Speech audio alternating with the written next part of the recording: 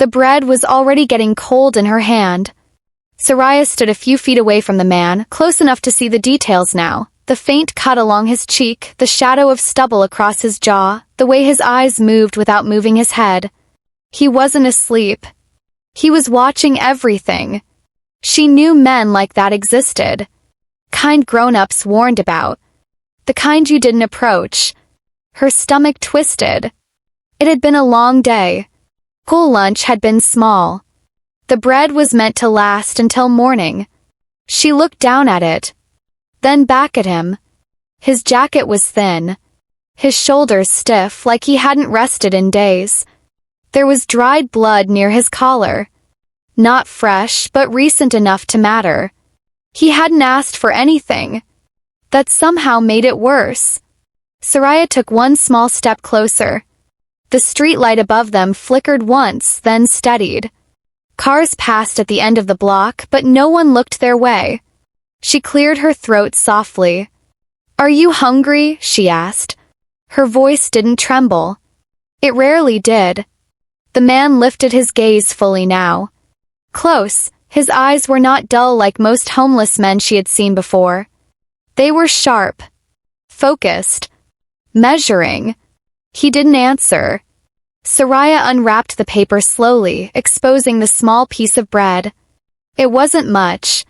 The edges were slightly crushed from being carried all afternoon. She hesitated. Her stomach growled. For a brief second, she almost took a bite. Then she remembered something her grandmother used to say before she got sick.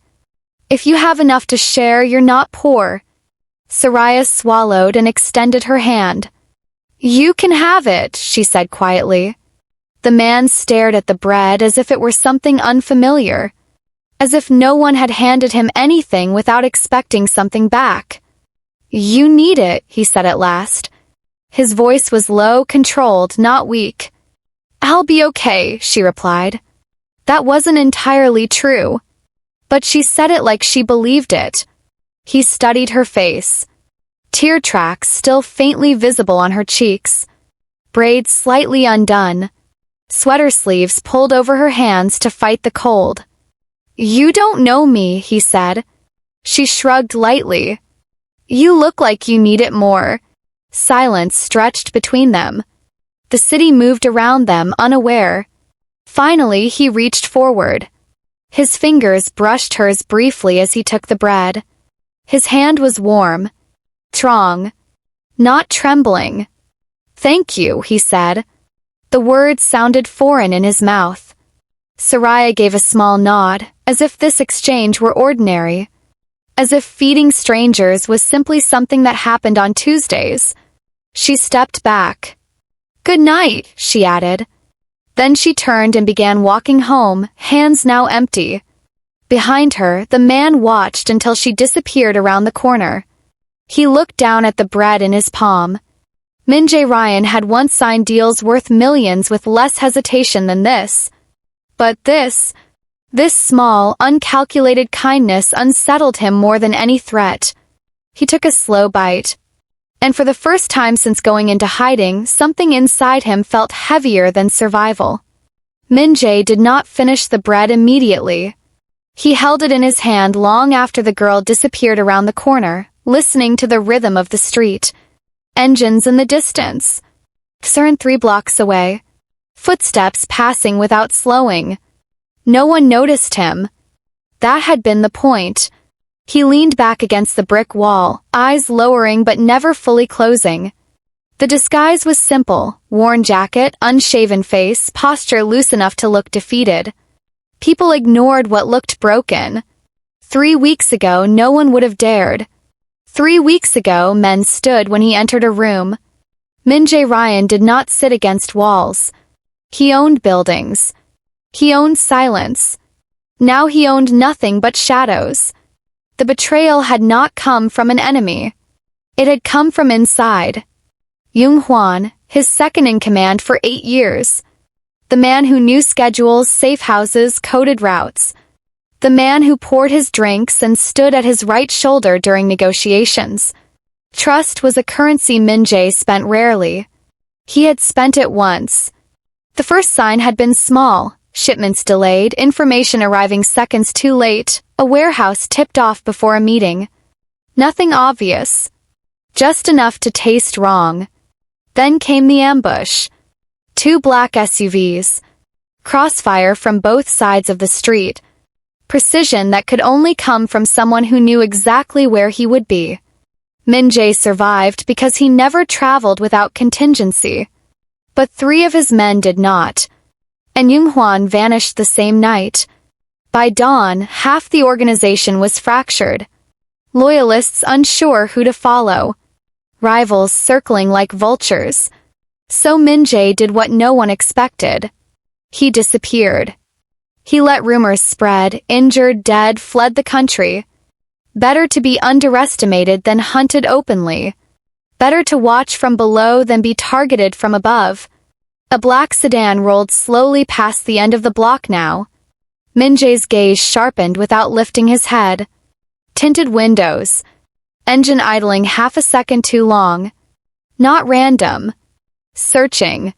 His jaw tightened slightly. Yoonghwan would not strike immediately again. He would wait. Consolidate. Draw out the loyal factions. Flush Min-jae from hiding by destabilizing territory. Or by targeting something softer. Min-jae's eyes drifted toward the corner where Soraya had disappeared. A child who knew nothing about criminal empires. A child who had just stepped into the orbit of one. He took another bite of the bread, slower this time. Tasted plain. Unremarkable. Yet it anchored him more than any weapon had in weeks. Power could be rebuilt. Territory reclaimed. Traitors removed. But innocence, once exposed to violence, never returned unchanged. The sedan rolled past again, slower. Min-jae straightened slightly, the homeless posture fading for a fraction of a second. His eyes hardened. Let them look for a fallen king. Let them underestimate a man against a wall. He would choose when to rise.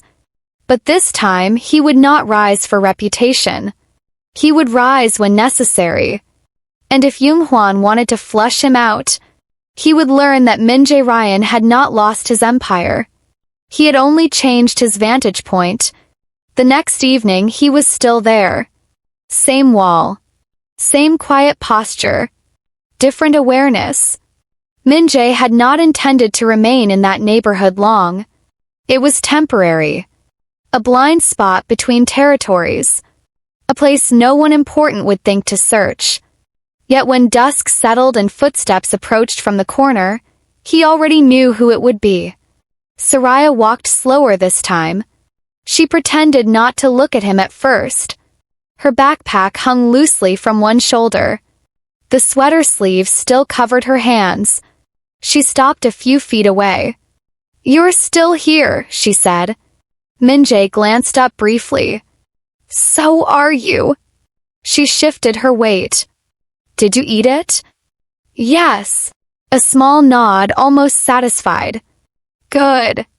She sat down on the curb across from him without asking permission. Not close enough to invade his space. Not far enough to feel afraid. Silence settled between them. It wasn't uncomfortable. Min-jae watched the street through reflections in a dark storefront window.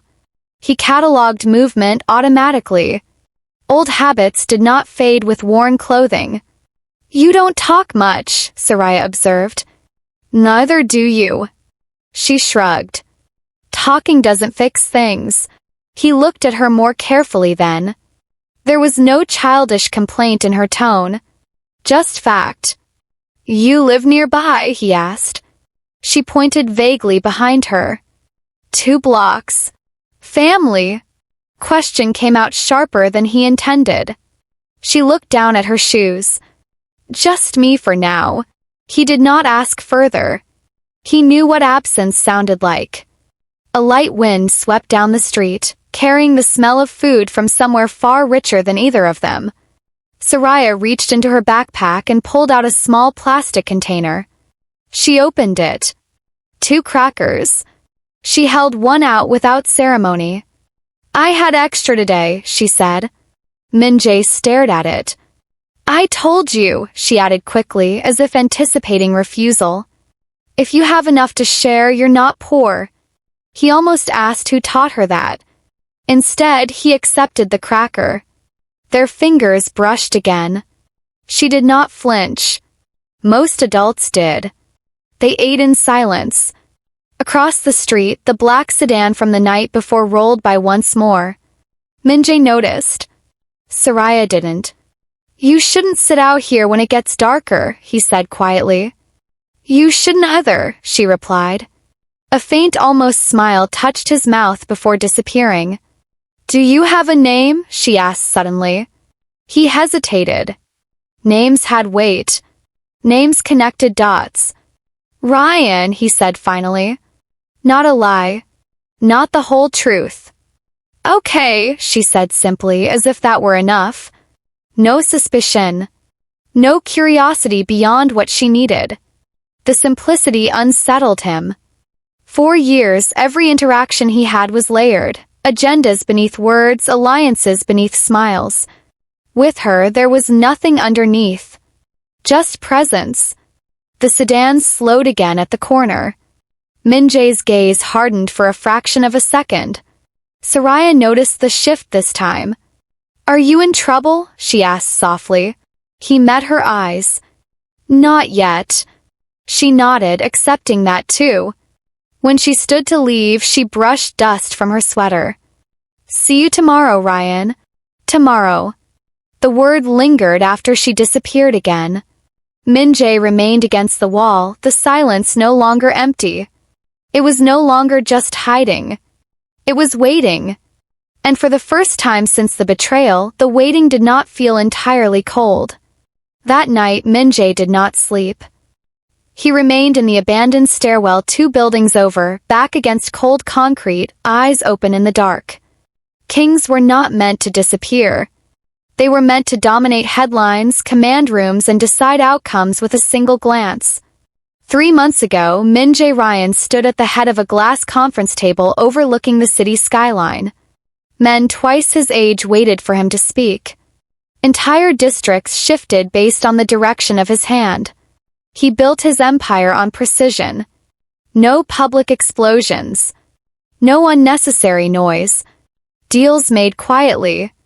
Consequences delivered cleaner than rumors. Fear, yes. But controlled fear. He had inherited nothing. No family dynasty. No protection. Just instinct and discipline. By 32, he owned shipping lanes, construction contracts, security firms that were not merely security firms. He never raised his voice. He never showed doubt. And he never trusted easily. Except once. Jung Hwan had entered his organization as a courier, sharp-eyed, efficient, loyal under pressure. Over time, he became indispensable. The kind of man who anticipated needs before they were spoken. Min-jae rewarded competence. He elevated him. Shared strategy. Shared contingency routes. Shared vulnerabilities no one else knew.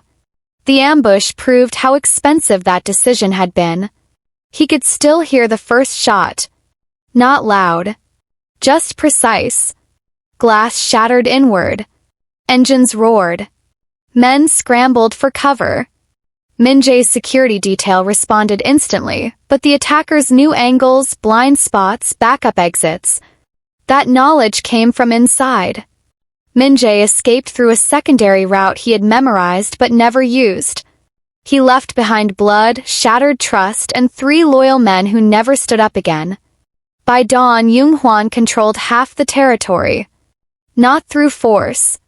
Through information. Rumors spread quickly, Min-jae dead. Min-jae wounded. Min-jae fleeing the country. Min-jae allowed it. Better a ghost than a target. Better underestimated than surrounded. He dissolved visible assets. Froze accounts through third-party layers. Disappeared into districts no one powerful cared about. Into streets like this one. Now he sat in darkness, listening to distant traffic. A king without a throne. An empire still technically his, but fractured. He could return. He could call in remaining loyalists, strike back publicly, reassert dominance with spectacle. That was the old formula. But power reclaimed through spectacle required exposure. Exposure created leverage. And leverage, he had learned, was rarely abstract. It had faces. Small ones. Braided hair. Calm, glossy eyes. He exhaled slowly. The throne was not gone. It was waiting. But the next time he took it, the rules would change. Not softer. Never softer. Smarter. And no one, not even Yung Huan, would see the shift coming. By the fifth evening, the air felt different. Not colder. Closer. Min-jae noticed it before he saw anything concrete. The rhythm of the street had shifted. Too many unfamiliar faces lingering too long. A delivery van parked where it had no reason to be. A man pretending to scroll his phone while scanning reflections in storefront glass. Search patterns. He remained against the brick wall, posture loose, gaze unfocused to anyone watching. Soraya arrived a few minutes later, humming softly to herself. She carried nothing today, no crackers, no container. "You're early," she said. "You're late," he replied. She smiled faintly and sat down across from him again. Across the street, the same black sedan from previous nights rolled past slowly. This time it did not continue down the block. It stopped at the corner. Min-jae's jaw tightened almost imperceptibly. "They're closer," he thought. Soraya noticed the stillness in him. "Are you in trouble now?" she asked. "Yes." The honesty surprised even him. She looked toward the corner but saw nothing unusual. Just a parked car. Just another city evening. "I don't see anyone," she said. "That doesn't mean they aren't there." A second vehicle turned onto the street from the opposite end. Too coordinated. Too deliberate. Yung-hwan was careful. He would not attack blindly again. He would confirm. Surround. Observe. Flush him from hiding. Min-jae shifted slightly, creating distance between himself and Soraya without making it obvious. "You shouldn't stay tonight," he said quietly. She frowned. "Why?" "Because I asked." She studied him, not with fear but with concern. "You look more tired," she said instead. A strange statement in the middle of rising danger. Headlights flashed briefly across the wall behind him. The men in the sedan were not rushing. They were verifying. A third figure stepped out near the corner, pretending to tie his shoe. Triangulation. Min-jae's mind mapped exits automatically. Alley to the left, fire escape behind the boarded shop, drainage tunnel 2 blocks north. He could disappear within seconds. But Soraya could not. He turned his head slightly. "Listen carefully," he said. "When I stand up, you will walk home. Do not run. Do not look back." Her eyes widened slightly. "Are they bad men?" "Yes." A pause. "Are you?" Question landed harder than any threat. Min-jae held her gaze for a fraction of a second. "Yes," he said. Not defensive. Not proud. Just the truth. The black sedan doors opened. Men stepped out, movements too controlled for coincidence. Soraya swallowed but did not move yet. Min-jae rose slowly from the wall, stretching like a man waking from a long rest. To the watchers, he looked cornered. To Min-jae, the angles were already solved. "Go," he murmured. Soraya stood. She hesitated. Then she nodded once and began walking toward the corner, steady, not hurried. The men's eyes followed Min-jae, not her. Good. Min-jae stepped forward into the open light of the street lamp. Let them confirm. Let them think they had found a fallen king in worn clothing. The shadows tightened around the block. And for the first time since disappearing, Min-jae did not feel like prey. He felt like calculation. The men did not move immediately. They watched. Measured. Confirmed. Min-jae stood beneath the streetlight, posture relaxed, hands visible. He gave them exactly what they wanted, a clear look at his face. Recognition passed between them like a silent signal. One reached slowly into his jacket. Not yet a weapon. A phone. Reporting. Min-jae's gaze did not flicker. Across the intersection, Soraya had almost reached the corner. Almost. She stopped. He felt it before he saw it, the break in rhythm. She turned. Not dramatically. Not panicking. Just enough to look back at him. The men noticed. Their attention shifted for half a second. That half second irritated him more than the ambush had weeks ago. He had told her to go. She walked back. Not running. Not crying. Just walking. The men frowned, uncertain.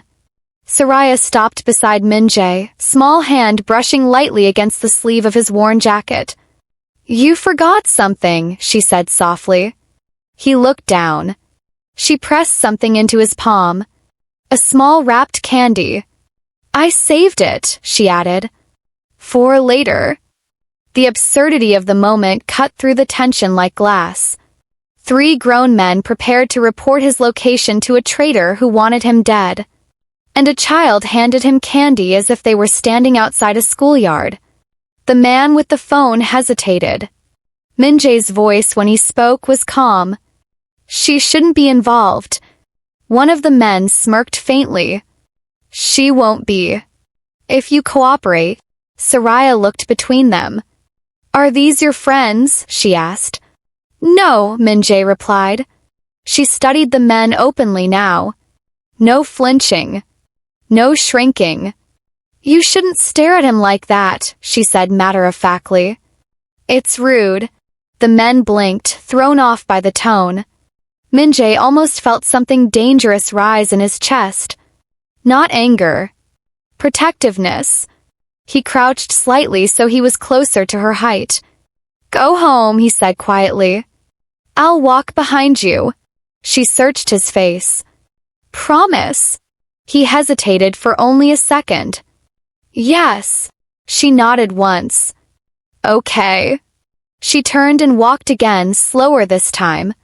The men watched her until she reached the end of the block. Min-jae straightened. The softness left his posture. "You confirmed what you needed," he said evenly. "Now leave." The man with the phone smirked again. "Young-hwan will want more than confirmation." Min-jae's eyes hardened, not with panic but with calculation. "He will get it," he said. The men stepped back toward their vehicle, satisfied with observation. Not tonight. They would escalate later. The sedan doors closed. The engine rolled away. Min-jae waited until the headlights disappeared entirely before moving. He walked down the block slowly. Soraya was waiting near the entrance of her building. "You said you'd walk behind me," she reminded him. He stopped a few feet away. "You shouldn't have come back," he said quietly. She shrugged. "You looked alone." The simplicity of it struck deeper than betrayal ever had. Alone.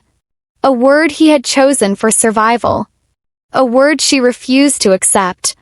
He handed her the candy back. "You keep it," he said. She smiled faintly. "You're not as scary as you think," she added before disappearing inside. Min-jae stood there longer than necessary. Power had never required courage from others. But this small girl, who had nothing, had walked back toward danger without hesitation. And something inside him, carefully buried for years, began to shift again. The attempt came 2 nights later. Min-jae felt it before he saw it. The street was too quiet. No idling engines. No drifting silhouettes. Just absence. Absence was never neutral. Soraya stepped out of her building just after dusk, backpack slung over one shoulder. She didn't see him at first. He had shifted positions, watching from the dark mouth of an alley across the street. He had not told her to stay inside. He should have. A white van rolled slowly past the end of the block. Utility logo on the side. Generic. Forgettable. Didn't belong. The van stopped. Not near him. Near her. Two men stepped out quickly, not sloppy, not loud. Efficient. Soraya froze for half a second. Then she did exactly what she always did. She thought. She stepped backward instead of forward. Angled toward the streetlight instead of the shadow. One of the men moved faster. Min-jae was already moving. The first man grabbed for Soraya's arm. He never finished the motion. Min-jae's hand caught his wrist midair and twisted sharply. Not dramatic. Not exaggerated. Precise. The man collapsed with a muffled gasp. The second reached into his jacket. Min-jae closed the distance before the weapon cleared fabric. One strike to the throat. One controlled impact to the knee. The man dropped hard onto the pavement. No shouting. No spectacle. Just silence breaking and reassembling itself. Soraya stood 2 steps back, breathing fast but not screaming. Min-jae positioned himself between her and the van. The driver inside hesitated. That hesitation was fatal. Min-jae met his eyes through the windshield. Recognition flared. The driver reversed abruptly, tires screeching as the van sped away. Too late. Min-jae already knew the logo. The plate. The route. Young-hwan had escalated. Not through territory. Through leverage. Soraya's voice came small but steady. Were they going to take me? Yes. She absorbed that without collapsing. Because of you? A pause. Yes. The word tasted different now. Not just the truth. Responsibility. She nodded once. I thought so. Min-jae turned to the 2 men struggling weakly on the ground. He crouched beside one, gripping his collar lightly. Tell Young-hwan, he said calmly, that hiding is over. The man's eyes widened. Min-jae released him and stood. The old posture returned, shoulders squared, gaze sharpened, stillness dangerous. Across the street, windows flickered with curious movement. Neighbors peeking but not intervening. The myth of him had been silent here. It would not remain so. He looked down at Soraya. You will not walk alone again, he said. She tilted her head slightly. I didn't before. The simplicity cut deeper than accusation. Min-jae exhaled slowly. The attempt had forced his hand. He could no longer remain a ghost. To protect her, he would have to rise. Not in anger. Not in chaos. But publicly. Deliberately. The king without a throne had been located. And now, he would reclaim it. Not for reputation. For protection. Min-jae did not retaliate that night. That was what Young-hwan expected. Chaos. Public retaliation. A visible reclaiming of dominance. Instead, Min-jae disappeared again, but this time not into hiding. Into structure. By dawn, 3 of his oldest loyalists had received encrypted messages from a source they believed was gone. No dramatic summons. Just coordinates and timestamps. He did not gather an army. He gathered information. The white van used in the attempt was found abandoned before sunrise. Plates swapped, engine wiped clean but not clean enough.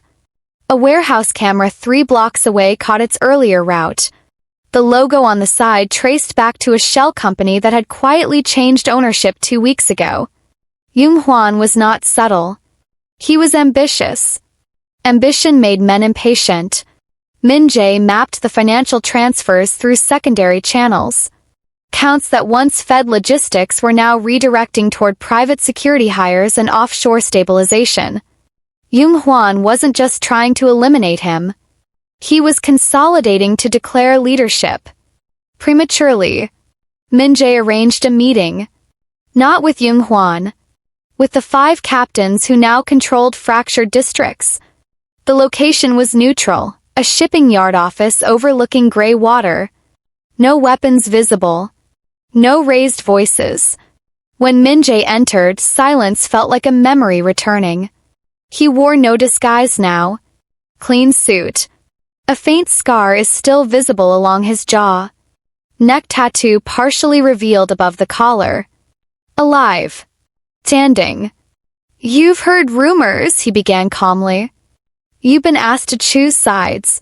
No one denied it. Yoonghwan had offered them accelerated promotions, larger cuts, more autonomy, fear through expansion. Min-jae placed a thin folder on the table. Inside were copies of offshore transfers, evidence of Yoonghwan siphoning resources long before the ambush. "He did not betray me alone," Min-jae said quietly. "He betrayed structure. He let the implications settle. A leader who steals from within creates instability for all." One captain shifted uncomfortably. Another looked at the documents longer than necessary. "You're not asking for loyalty," one of them said carefully. "No," Min-jae replied. "I am offering stability." The distinction mattered. By evening, Yoonghwan's financial channels were frozen through quiet legal pressure applied via shell corporations Min-jae still controlled. 2 of Yoonghwan's private security contracts were terminated unexpectedly. 3 key suppliers withdrew support. Not through violence. Through suffocation. Yoonghwan received the message without a single shot fired. That night, Min-jae met him alone in the upper floor of the same glass building he once ruled from. Yoonghwan stood at the window, tension visible beneath forced composure. "You should have stayed hidden," Yoonghwan said. Min-jae stepped forward slowly. "You escalated," he replied. "You involved someone who does not belong to this world." Yoonghwan's eyes flickered. "She was leveraged." Min-jae's expression did not change. "And you miscalculated its weight." Side city lights shimmered indifferently. "You won't kill me," Yoonghwan said after a moment. Min-jae tilted his head slightly. "No." He turned toward the door. "You will leave," he continued. "Publicly. You will announce voluntary departure for restructuring." "And if I refuse?" Min-jae's gaze sharpened. "You won't." 'Cause Yoonghwan understood. Dead men became martyrs. Exiled traitors became warnings. By morning, Yoonghwan was gone from the city. No spectacle. No blood. Just absence. Precision. Min-jae stood once more at the window overlooking territory that was again stable. Not reclaimed through rage. Claimed through control. And this time the foundation would not be fear alone. By the end of the week, the black sedan no longer circled the block. The delivery van never returned. The corner where Soraya waited each afternoon felt normal again. But it was not the same as normal. 2 new streetlights had been repaired within days. The abandoned building across from her apartment now had secure doors and cameras discreetly installed. The small grocery on the corner received funding through an anonymous community development grant. Prices quietly dropped. No one announced the changes. They simply happened. Min-jae stood across the street, no longer leaning against brick walls. He wore a clean dark coat now. Not extravagant. Controlled. Visible. Soraya exited her building with her backpack and spotted him immediately. "You look different," she said. "So do you," he replied. She frowned slightly. "I'm wearing the same sweater." "Yes," he said. "But you're walking straighter."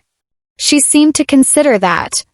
They began walking side by side, not touching, not distant. "You're not hiding anymore," she observed. "No." "Are the bad men gone?" "Yes." She nodded once, accepting that too. Children did not require detailed explanations. They required outcomes. A patrol car rolled slowly past, pausing briefly at the corner before continuing. Not intimidation, presence. Min-jae had restructured more than leadership. He had restructured environment. Fear once maintained silence. Now stability would maintain loyalty. He stopped walking. "Soraya," he said carefully. She looked up at him. "You should not sit with strangers against walls." A faint smile touched her face. "You're not a stranger." The statement landed with quiet weight. He had built his empire by ensuring no one felt close enough to speak that way. "You don't know who I was," he said. She tilted her head. "I know who you are." He held her gaze for a moment longer than necessary. "And who is that?" "Someone who didn't let them take me." The simplicity stripped away layers of strategy. He had commanded hundreds of men. None had defined him that cleanly. They resumed walking. "The corner," she paused. "Are you going to leave now?" she asked. Eventually he would have to. Kings did not remain on sidewalks forever. But thrones could be adjusted. "I will be nearby," he said. Not a lie. Not entirely the truth. She seemed satisfied. Before stepping toward her building, she reached into her pocket and handed him the small wrapped candy again. "You forgot it last time," she said. He accepted it without hesitation. As she disappeared inside, Min-jae remained on the sidewalk, watching the repaired streetlight hum softly overhead. Power used to mean control through fear, through dominance, through unquestioned authority. Now it meant something else. It meant ensuring that no van stopped where it shouldn't, that no child walked home unprotected. That loyalty came not from intimidation, but from trust. Min-jae Ryan would still command. He would still calculate. He would still eliminate threats when necessary. But the axis had shifted. He did not rise again to be feared. He rose to be chosen. And somewhere above him, in a small apartment with thin walls and warm light, a little girl slept without looking over her shoulder. That, he realized, was power.